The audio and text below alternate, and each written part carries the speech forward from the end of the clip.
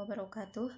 Kami dari kelompok 1 Tadris Matematika C, program studi Tadris Matematika Angkatan 18, Fakultas Tarbiyah IAIN Kudus. Dalam video kali ini kita akan membahas materi tentang proses pengajaran bersama saya, Kamria Khairunisa, dan teman saya, Rifki Kurniawan, Suriyah, Alvina Zulfa Maulani, dan Atiyatul Milki Iza.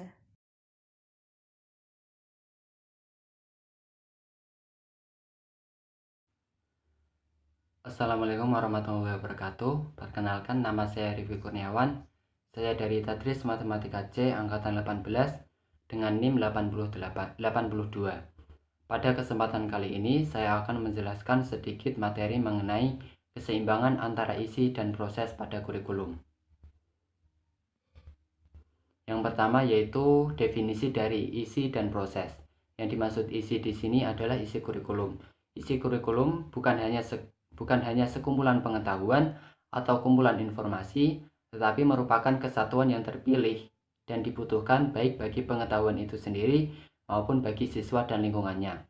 Jadi isi kurikulum ini merupakan pengetahuan-pengetahuan yang telah dipilih oleh pihak sekolah dengan memperhatikan kebutuhan siswa dan lingkungan di mana sekolah itu berada. Lalu selanjutnya yaitu proses pengajaran. Proses pengajaran merupakan kegiatan yang dilakukan oleh guru dalam menyampaikan pengetahuan-pengetahuan dan informasi yang ada pada isi kurikulum kepada siswa agar siswa belajar. Selanjutnya yaitu keseimbangan antara isi dan proses. Tujuan utama pembelajaran yaitu agar siswa mampu menguasai sebanyak-banyaknya materi atau bahan yang terbaik dan diperoleh melalui proses yang terbaik pula. Tujuan pembelajaran ini dapat dicapai jika ada keseimbangan antara isi dan proses. Bayangkan saja jika antara isi dan proses ini tidak ada keseimbangan. Misal, isi kurikulum yang terlalu banyak, sedangkan proses pengajaran yang terlalu minim atau sedikit, maka siswa akan kurang dapat memahami materi pembelajaran yang disampaikan oleh guru, karena proses pengajarannya yang terlalu minim, sedangkan isi materi yang terlalu banyak. Atau sebaliknya, jika isi materi atau kurikulum yang terlalu sedikit, sedangkan proses pembelajaran yang terlalu banyak, mungkin siswa akan merasa bosan dengan isi kurikulum yang disampaikan oleh atau isi materi yang disampaikan oleh guru. Oleh karena itu, diperlukannya keseimbangan antara isi dan proses. Keseimbangan antara isi dan proses ini akan mempengaruhi keberhasilan pengajaran. Keberhasilan pengajaran ini dapat dicapai dengan beberapa faktor, yaitu diantaranya yaitu aktivitas siswa, guru, serta pelaksana kurikulum lainnya. Jika dalam pengajaran aktivitas siswa dan guru ini saling aktif dan interaktif, maka keberhasilan pengajaran ini dapat tercapai dengan mudah. Serta jika pelaksana kurikulum lainnya juga mendukung proses pengajaran, maka keberhasilan pengajaran juga dapat tercapai dengan mudah. Selanjutnya yaitu kondisi lingkungan fisik, sosial budaya, dan psikologi sekitar. Jika lingkungan fisik dan sosial budaya dan psikologis juga mendukung proses pengajaran, maka keberhasilan pengajaran juga dapat tercapai dengan mudah. Selanjutnya yaitu kelengkapan sarana dan prasarana baik di sekolah maupun di rumah.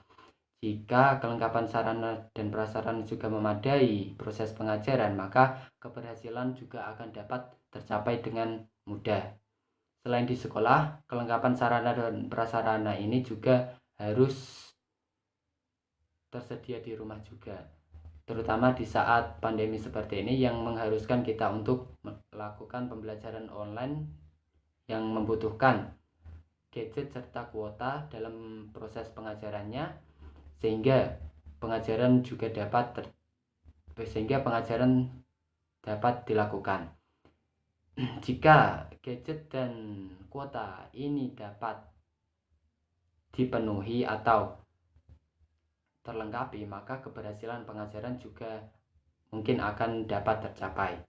Lalu selanjutnya yaitu keterbatasan kemampuan Lalu selanjutnya penghambat dari keberhasilan pengajaran diantaranya yaitu keterbatasan kemampuan, fasilitas, waktu, tempat maupun biaya.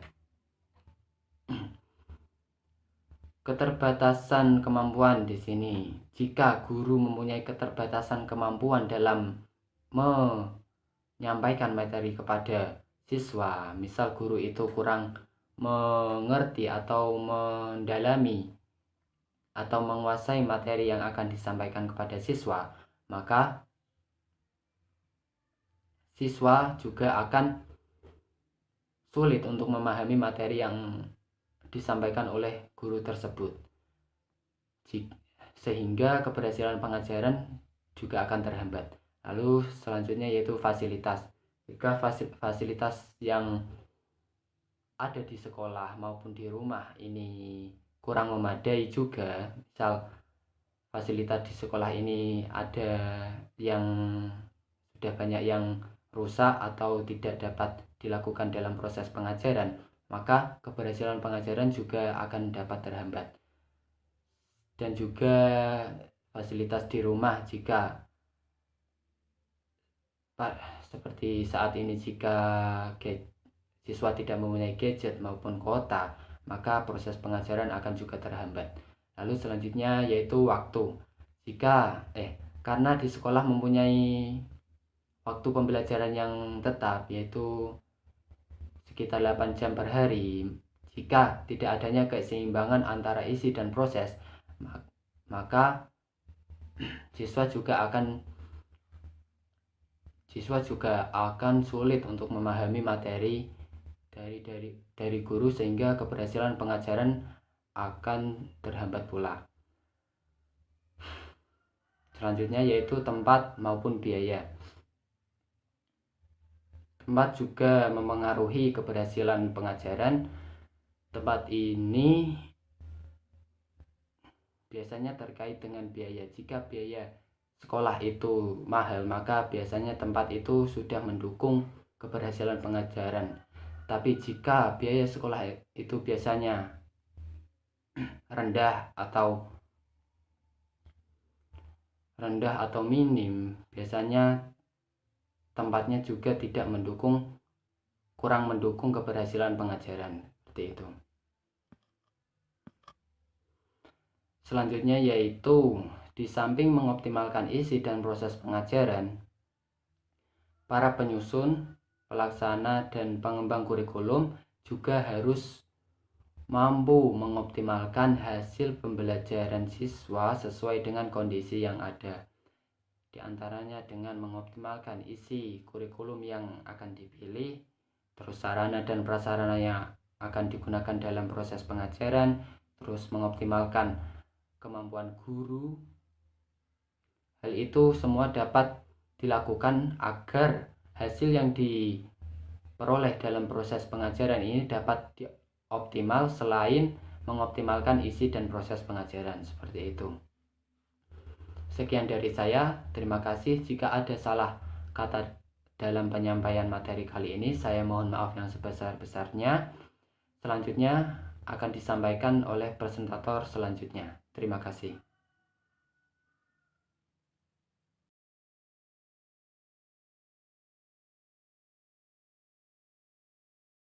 Selanjutnya, kita akan membahas tentang isi kurikulum. Isi kurikulum atau sering disebut dengan isi pengajaran merupakan seluruh pokok bahasan yang diberikan dalam setiap mata pelajaran. Jadi, pokok bahasan yang ada di dalam setiap mata pelajaran itu merupakan isi dari kurikulum. Isi dari kurikulum ini tidak hanya memuat sekumpulan informasi atau pengetahuan, tetapi isi kurikulum merupakan satu kesatuan pengetahuan yang dipilih dan dibutuhkan baik bagi pengetahuan itu sendiri, bagi siswa maupun bagi lingkungannya. Selanjutnya ada kriteria pengembangan isi kurikulum. Yang pertama, isi kurikulum harus valid dan signifikan. Artinya, isi kurikulum itu harus benar-benar teruji kebenarannya dan juga terpercaya. Yang kedua, isi kurikulum harus berpegang pada kenyataan-kenyataan sosial. Ini berarti isi kurikulum itu harus bersumber dari berbagai permasalahan yang ada di lingkungan sosial. Yang ketiga, isi kurikulum menjangkau tujuan yang luas. Jadi, di dalam isi kurikulum tidak hanya terfokus pada satu tujuan, akan tetapi harus memuat berbagai tujuan yang luas, meliputi keterampilan, pengetahuan, dan juga sikap. Yang keempat, isi kurikulum dapat dipelajari dan disesuaikan dengan pengalaman siswa. Jadi, isi dari kurikulum ini harus disesuaikan dengan tingkat siswanya, sehingga siswa dapat mempelajari dari isi kurikulum tersebut. Yang kelima, isi kurikulum dapat memenuhi kebutuhan dan menarik minat siswa. Jadi isi kurikulum ini harus memberikan manfaat baik akademik maupun non-akademik bagi siswa dan juga menarik minat siswa supaya siswa terdorong untuk mempelajari lebih lanjut. Selanjutnya ada pokok-pokok penting dalam proses pendidikan. Yang pertama, peranan struktur bahan atau materi. Peranan struktur bahan atau materi ini merupakan hal yang sangat penting dalam penyusunan serta pengembangan kurikulum. Jadi, kita dituntut untuk memberikan pengertian kepada siswa mengenai struktur dasar dari bahan atau materi yang ada di dalam setiap mata pelajaran. Yang kedua, proses belajar. Di dalam proses belajar ini menekankan pada berpikir intuitif. Kenapa? Karena berpikir intuitif ini salah satu proses berpikir tanpa mengadakan analisis langkah demi langkah. Jadi, berpikir intuitif ini pola berpikirnya itu secara spontan, tanpa ada langkah demi langkah. Yang ketiga, kesiapan dalam belajar.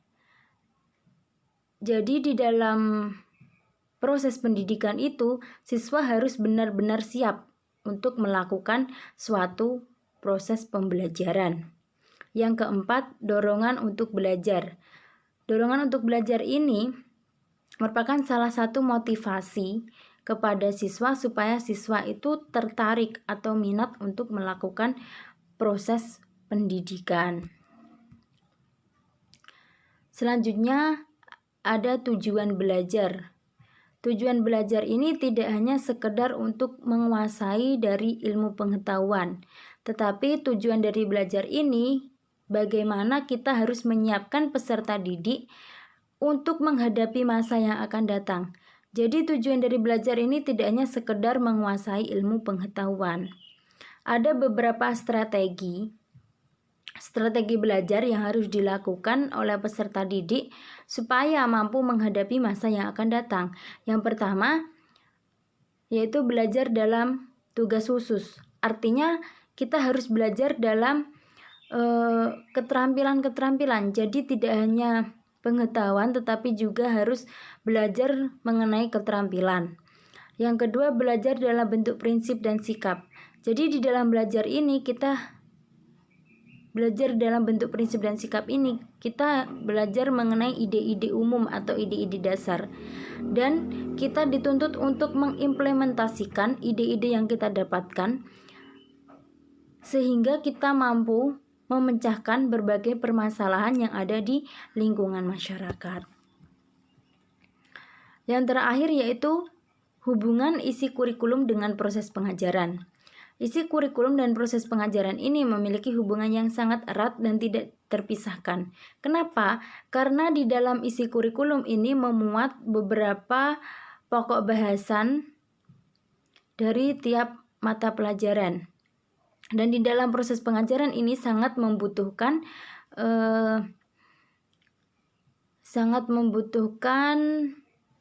materi dan juga pelajaran-pelajaran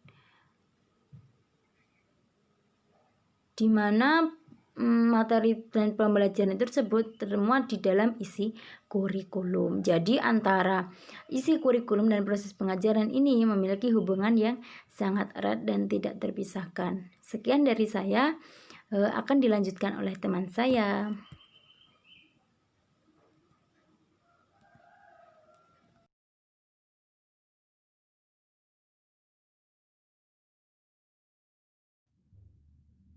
Selanjutnya yaitu proses belajar.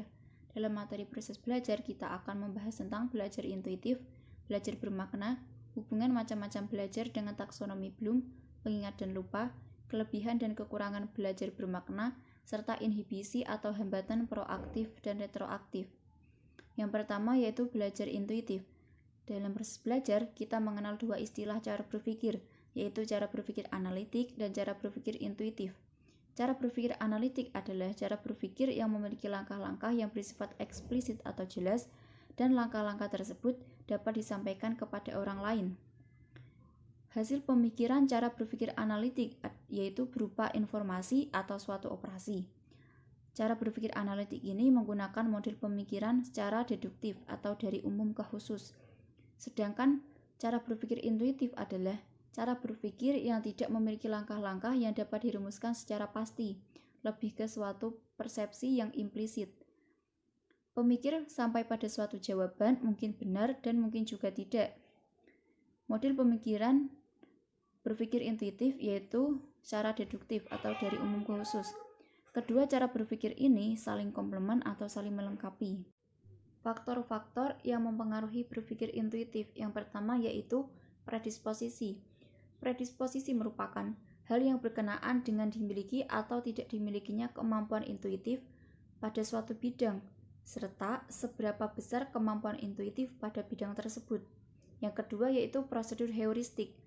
Prosedur heuristik adalah prosedur pemecahan masalah yang tidak mengikuti urutan langkah demi langkah. Lawan dari prosedur heuristik adalah algoritma. Algoritma merupakan prosedur pemecahan masalah yang mengikuti urutan yang teliti selangkah demi selangkah. Yang kedua yaitu belajar bermakna. Ausubel dan Robinson membedakan dimensi proses belajar menjadi dua, yaitu dimensi menguasai pengetahuan dan dimensi cara menghubungkan pengetahuan baru dengan struktur ide yang telah ada. Dalam dimensi menguasai pengetahuan, dikenal dua tipe belajar, yaitu tipe belajar bersifat mencari atau discovery learning dan tipe belajar bersifat menerima atau reception learning. Tipe belajar bersifat mencari atau discovery learning adalah bahan ajar disajikan dalam bentuk yang belum selesai, kemudian siswa berusaha untuk mencari dan menyelesaikannya sendiri. Sedangkan tipe belajar bersifat menerima atau reception learning adalah bahan ajar disajikan dalam bentuk yang sempurna, siswa tinggal memahami tanpa melakukan proses lebih lanjut. Dalam dimensi cara menghubungkan pengetahuan baru dengan pengetahuan yang telah ada, dikenal dua tipe belajar, yaitu tipe belajar bersifat menghafal atau rote learning dan tipe belajar bersifat bermakna atau meaningful learning. Tipe belajar bersifat menghafal atau rote learning adalah siswa menguasai materi tanpa mengetahui makna yang terkandung dalam materi tersebut. Sedangkan tipe belajar bersifat menerima atau meaningful learning adalah siswa mempelajari suatu materi dengan menguasai makna atau arti dari materi tersebut. Dari keempat tipe belajar tadi, kita akan membahas lebih lanjut mengenai belajar bermakna. Dua hal penting dalam konsep belajar bermakna, yaitu struktur kognitif dan materi pengetahuan baru. Struktur kognitif yaitu pengetahuan hasil belajar yang telah lalu. Struktur kognitif dan materi pengetahuan baru harus mempunyai hubungan dalam hal kesamaan isi. Syarat-syarat yang harus dimiliki belajar bermakna yaitu yang pertama, materi yang dipelajari harus dapat dihubungkan dengan struktur kognitif atau pengetahuan yang lalu dalam hal kesamaan isi. Yang kedua, siswa harus memiliki konsep yang sesuai dengan materi yang akan dipelajari. Jadi sebelum mempelajari suatu materi, siswa harus memiliki konsep yang sesuai dengan materi yang akan dipelajari. Yang ketiga, siswa harus mempunyai kemauan atau motivasi untuk menghubungkan konsep tersebut dengan struktur kognitif. Nah, manfaat dari belajar bermakna yaitu akan menghasilkan konsep, ide baru yang mempunyai makna, penuh arti, dan jelas perbedaannya dengan yang lain. Macam-macam belajar bermakna. Yang pertama yaitu belajar representasional. Belajar representasional adalah suatu proses belajar untuk mendapatkan arti atau makna dari suatu simbol. Yang kedua, belajar konsep. Belajar konsep ini mempunyai dua makna logis dan makna psikologis. Makna logis ialah mengelompokkan benda-benda sesuai dengan ciri-cirinya. Dan makna logis ini terbentuk dalam dua tahap. Tahap yang pertama yaitu melalui pengalaman nyata, dan tahap yang kedua ketika anak telah bersekolah. Yang ketiga, belajar proposisi. Belajar proposisi yaitu menghubungkan materi yang dipelajari dengan materi yang telah ada atau struktur kognitif. Yang keempat, belajar mencari atau discovery, yaitu bahan yang dipelajari tidak disajikan dalam bentuk yang sempurna, tetapi membutuhkan kegiatan untuk menyatakannya dengan struktur kognitif. Belajar discovery ini terbagi dalam dua kategori, yaitu belajar pemecahan masalah dan belajar kreatif. Hubungan macam-macam belajar dengan taksonomi Bloom. Telah diketahui bahwa taksonomi Bloom ini terdiri dari 3 ranah, yaitu ranah kognitif yang menekankan pada aspek intelektual seperti pengetahuan dan keterampilan berpikir. Yang kedua, ranah afektif yang menekankan pada aspek perasaan dan emosi seperti minat, sikap, dan penyesuaian diri. Dan yang ketiga, ranah psikomotorik yang menekankan pada keterampilan motorik seperti tulisan tangan, mengetik, berenang, dan mengoperasikan mesin. Nah, dari beberapa macam belajar tadi kan lebih berhubungan dengan pengetahuan dan keterampilan berpikir.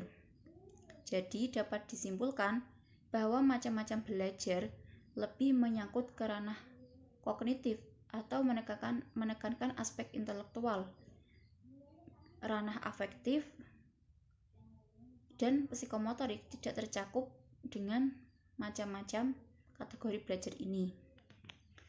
Selanjutnya yaitu mengingat dan lupa.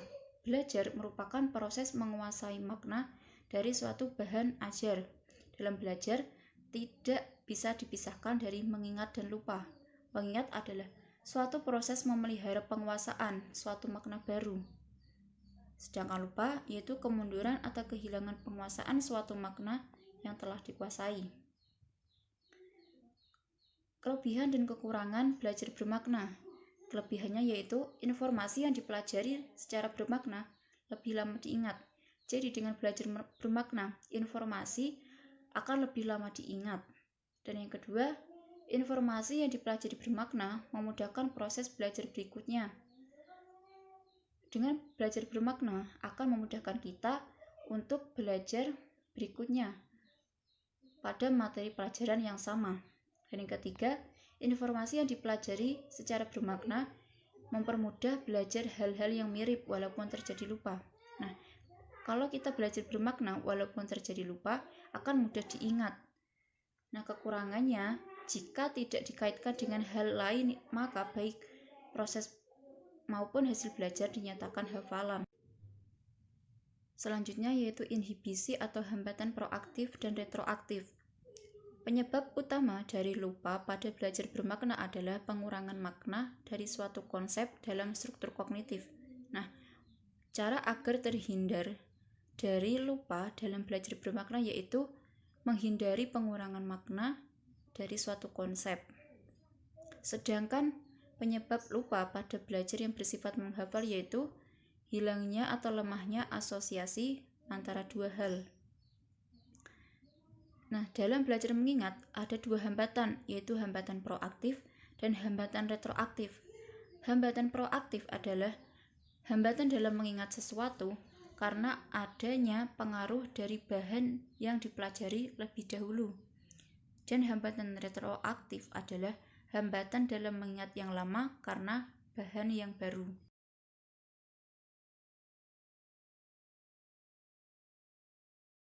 Tentang kesiapan belajar. Tiap bahan pelajaran dapat diajarkan secara efektif jika sesuai dengan tingkat perkembangan anak. Nah, Ada 3 masalah berkenaan penyelesaian bahan ajar dengan perkembangan anak. Yang pertama, perkembangan intelek, yang kedua, kegiatan belajar, dan yang ketiga, spiral kurikulum. Dalam perkembangan intelek, yang akan kita bahas ada pengertian intelek, faktor yang mempengaruhi perkembangan intelek anak, dan tingkat perkembangan intelektual anak. Intelek merupakan daya upaya atau potensi untuk memahami sesuatu hal yang menggambarkan kemampuan seseorang dalam berpikir atau bertindak secara abstrak. Nah, hal yang mempengaruhinya ini ada faktor hederitas dan faktor lingkungan. Faktor hederitas ini kemampuan inteligensi diperoleh melalui bawaan atau gen. Jadi, anak telah memiliki karakteristik yang dapat menunjukkan daya intelektualnya sejak dalam kandungan. Hal ini dibarengi dengan bertambahnya usia. Jadi, semakin bertambahnya usia, maka semakin bertambah intelektualnya.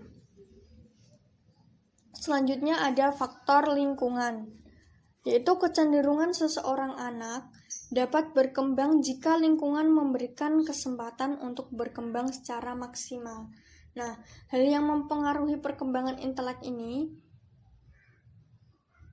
menurut Andy Mapiare yaitu bertambahnya informasi. Yang kedua, banyaknya pengalaman memecahkan masalah, dan yang ketiga, adanya kebebasan dalam berpikir. Selanjutnya, cara meningkatkan perkembangan intelek anak. Nah, sebagai pendidik harus tahu cara meningkatkan perkembangan intelek anak. Misalnya, menciptakan interaksi yang akrab dengan peserta didik, sehingga peserta didik ini merasa nyaman untuk mengkonsultasikan masalahnya kepada pendidik. Yang kedua, memberikan kesempatan kepada siswa untuk mencari ilmu atau pengetahuan dari berbagai sumber. Jadi sumbernya itu tidak semata-mata dari pendidik saja. Yang ketiga, meningkatkan pertumbuhan anak, misalkan dengan olahraga. Jadi, perkembangan intelek tidak terganggu oleh perkembangan fisik. Yang keempat, meningkatkan kemampuan berbahasa peserta didik. Jadi, agar peserta didik ini dapat berdialog dan berinteraksi dengan mudah. Selanjutnya ada tingkat perkembangan intelektual anak. Yang pertama ada sensori motor. Itu dari lahir sampai usia 2 tahun, yaitu masa perkembangan kemampuan bergerak dan merespon terhadap rangsangan. Misalnya refleks anak ketika diberi mainan, maka akan berusaha untuk meraihnya. Yang kedua ada praoperasional, yaitu usia 2-7 tahun, yaitu membentuk hubungan antara pengalaman dengan kegiatan. Misalnya, anak dapat menggambar bentuk tapi belum proporsional. Selanjutnya, operasional konkret, yaitu usia 7-11 tahun. Pengumpulan data tentang dunia sekitarnya kemudian ditransformasikan sehingga dapat memecahkan masalah. Nah, ini mampu membedakan apa yang tampak oleh mata dengan kenyataan apa yang terjadi sesungguhnya. Kemudian, tingkat selanjutnya adalah operasional formal, yaitu usia 11-14 tahun. Ini usia remaja, yaitu kemampuan beroperasi pada tingkat hipotesis, bukan lagi pengalaman atau yang telah dikenalnya. Jadi di sini anak ini mampu berpikir, memikirkan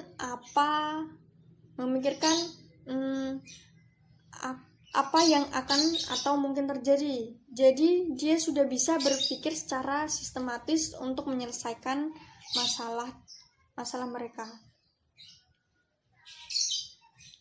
Selanjutnya ada kegiatan belajar. Nah, dalam kegiatan belajar prosesnya ini ada 3, yaitu memperoleh informasi baru, transformasi, dan evaluasi. Nah, dalam memperoleh informasi baru ini untuk melengkapi atau menggantikan informasi yang telah dimiliki. Jadi menyempurnakan pengetahuan yang telah ada. Kalau proses yang kedua, transformasi, itu proses manipulasi pengetahuan agar sesuai dengan tugas yang baru. Jadi dia cara mengolah informasi ke kesimpulan yang lebih tinggi. Selanjutnya prosesnya ada evaluasi, yaitu untuk mengecek apakah manipulasi sudah memadai dalam mencapai sasarannya. Kemudian kesimpulannya itu dapat dioperasikan dengan baik atau tidak. Selanjutnya ada spiral kurikulum. Jika prinsip-prinsip perkembangan anak ini sudah dilaksanakan dan bahan ajar ini sudah disiapkan sejak awal, apakah ini akan membuat anak menjadi dewasa dan berpengetahuan? Nah, jika iya, itu dewasa, apakah dewasanya ini dewasa yang lebih baik? Nah, jika belum, maka belum ada keteraturan dalam materi kurikulum. Jadi dia belum teratur dalam materi kurikulumnya. Nah, kurikulum memiliki struktur bahan ajar yang disusun atau dibentuk di sekitar prinsip-prinsip, masalah-masalah, nilai-nilai dalam masyarakat. Nah, kurikulum ini selalu butuh peserta didik ataupun masyarakat sekitar, sehingga dapat terlaksana sebuah kurikulum tersebut. Terima kasih. Materi selanjutnya akan dilanjutkan oleh teman saya.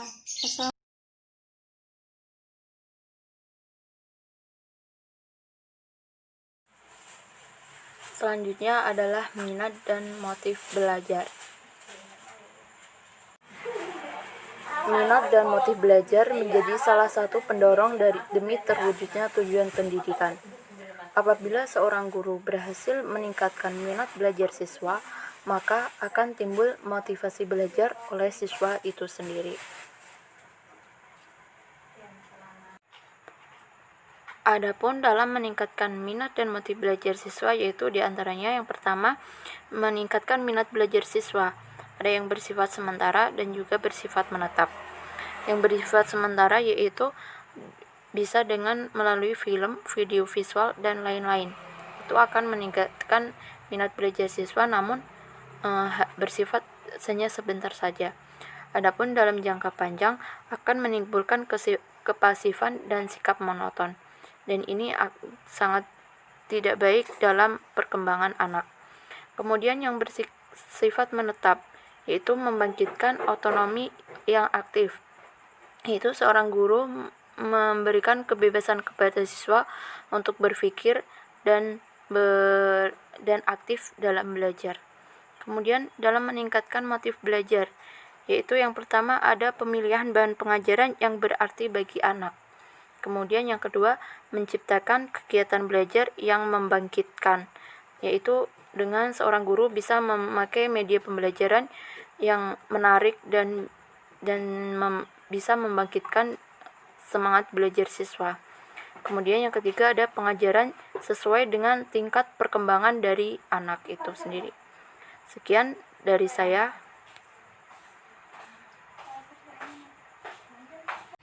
Sekian presentasi dari kelompok 1, semoga bermanfaat, kurang lebihnya mohon maaf. Wassalamualaikum warahmatullahi wabarakatuh.